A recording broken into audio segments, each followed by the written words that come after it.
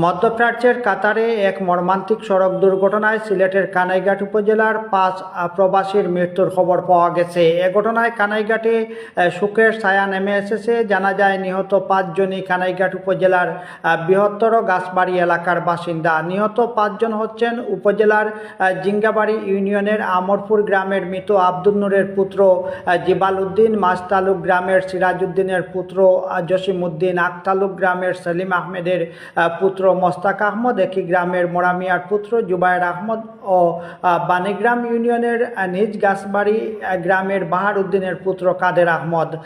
আমি জানতে পেরেছি যে ওই 5 জন প্রবাসী জীবিকার তাগিদে দীর্ঘদিন ধরে মধ্যপ্রাচ্যের কাতারে বসবাস করে আসছেন। প্রতিদিনের মতো আজ রবিবার বাংলাদেশ সময় সকাল 10টায় তারা কাজের উদ্দেশ্যে কাতারের দোহা থেকে একটি পিকআপ ভ্যানে করে সানিয়া নামক স্থানে অর্থাৎ তাদের কর্মস্থলে যাচ্ছিলেন।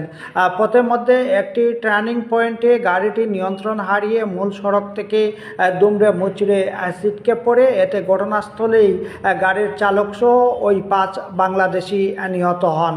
তবে গাড়ির চালক একজন ভারতীয় নাগরিক হয় তার পরিচয় আমি এখনও জানতে পারিনি। চালক সহ নিহত ওই 6 ব্যক্তির মরদেহ এখন দোহার একটি হাসপাতাল মর্গে রাখা হয়েছে। এদিকে আমি নিহতদের স্বজনদের মধ্যে 2-1 জনের সাথে কথা বলেছিলাম। তারা আমাকে জানিয়েছেন যে কানাইঘাটের যারা নিহত হয়েছেন তাদের পরিবার আসলে আর্থিকভাবে অনেকটা অসচ্ছল, তাই সরকারি খরচে যাতে নিহতদের লাশ দেশে ফিরিয়ে আনা যায় তাতে তারা বাংলাদেশ সরকারের কাছে আকুল আবেদন জানিয়েছেন।